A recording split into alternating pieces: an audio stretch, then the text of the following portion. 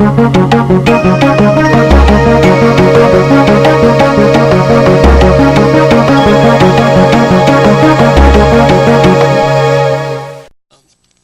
I want to talk about what Richard is reading about in the book of Romans is about faith, and the righteous shall live by faith.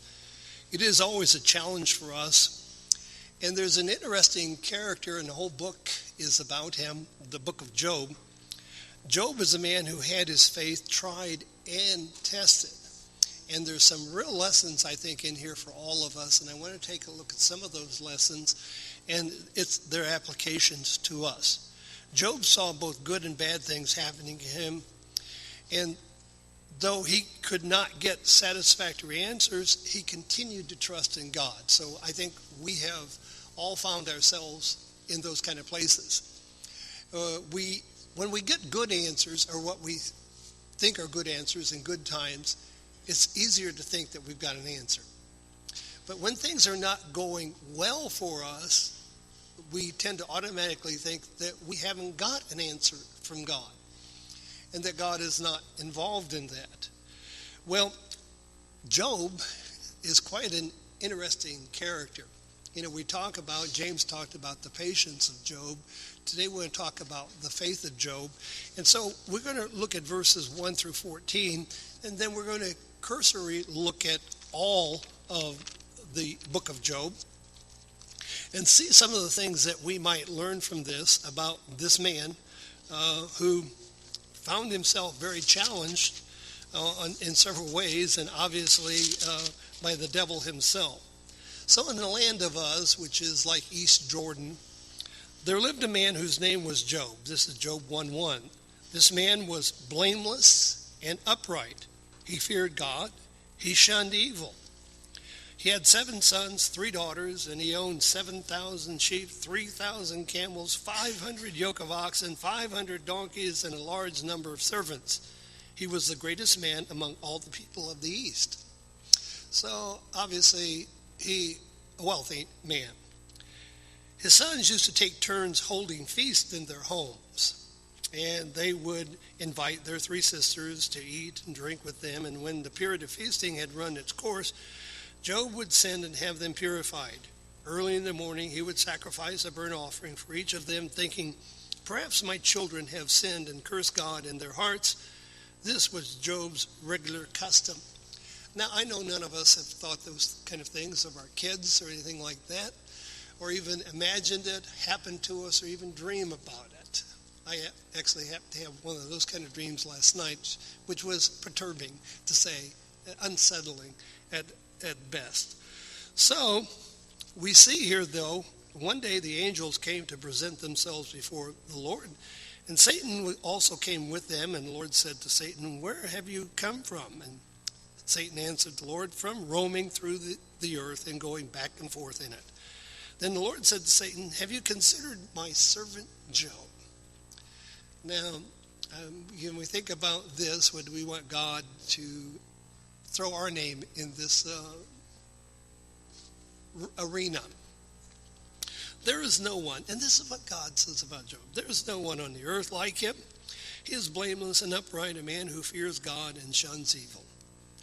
Job does fear God for nothing, Satan replied. Have you not put a hedge around him and his household and everything he has? You have blessed the work of his hands so that his flocks and herds are spread throughout the land.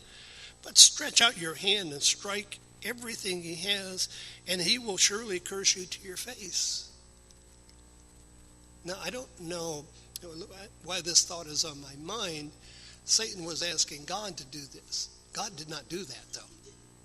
You know, we have to be careful here. If we read this, he's trying to tempt God to do something, but God did not.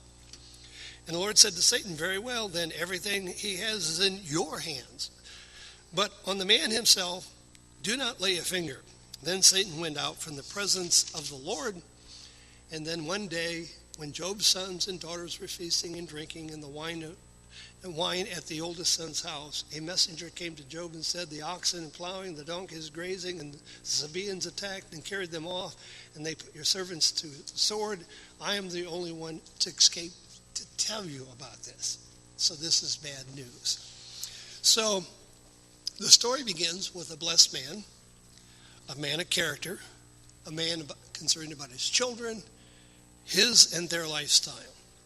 Now, in a book that I've been going through, and I want to give credit where credit is due here, the book is entitled Life Without Lack by Dallas Willard. He speaks of 3 stages of Job's faith, and I would like for us to take a look at those 3 phases. One is a faith of propriety rather. That is, when you think about propriety, it's a life in which you live, and you live according to the right standard, a moral conduct, accepted standards.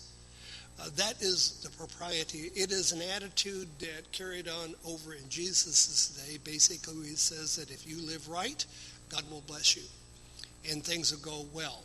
We find that, with the scribes and Pharisees, when Jesus healed people, or, they were trying to attribute sins to them on one hand. On the other hand, they were attributing their well-being, that they're a better lot of folk, and they have done things with propriety, always just in this kind of this perfect mode of life. So I think that we all have probably been there in terms of a faith of propriety. You do what you're supposed to do, how and when you're supposed to do it. And you have faith in that. Then there's a faith of desperation, and I think we all have been there as well. That is, Lord, I have nowhere else to turn. Help. That can be for us, it can be for others as well, but you're very, very desperate. And we have examples of that with Peter when he was trying to walk on the water. In a moment, and this is interesting about a faith of desperation, we get very panicky. And what is interesting about Peter is a fisherman. I make the assumption that Peter knew very well how to swim.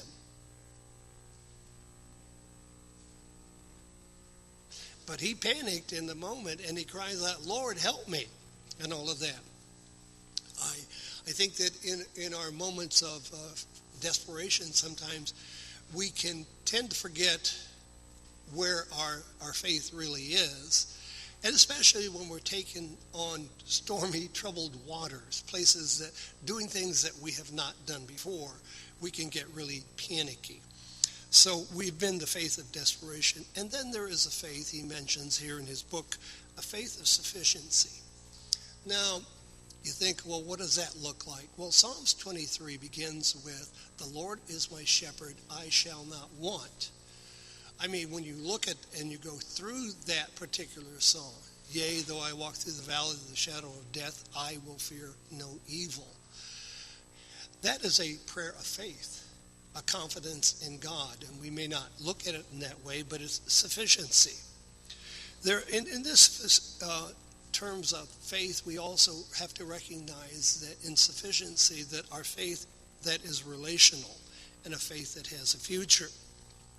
And there is a beauty about faith that we need to understand and appreciate. And I'm trying to do this introduction before we go and look at the faith. So when we think about the beauty of faith, I want to go to Hebrews chapter 11, which you're all familiar with, and because we call it the faith chapter. But here's what the author here tells us. Now faith is being sure of what we hope for and certain of what we do not see. This is what the ancients were commended for. So we find this and we think, okay, things that we do not see. And if you're not careful, you're going to skip over verse 3 and not really comprehend. What is it the author says in terms of helping us to understand the things that we don't see?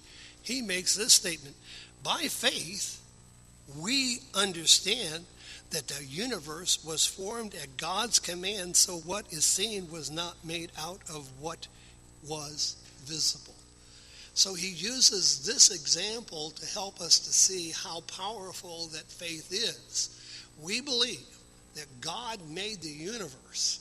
He created all things. He has all power to hold all things together, and it's things that we don't see. The world today is a challenging environment for Christian believers and followers of Jesus Christ. Looking for answers? Grace Communion International local churches in Fairfield, Santa Rosa, and Modesto offers a comforting environment for Christians in search of spiritual growth and development. Contact our local ministry. Attend our local GCI churches at the times listed on your screen.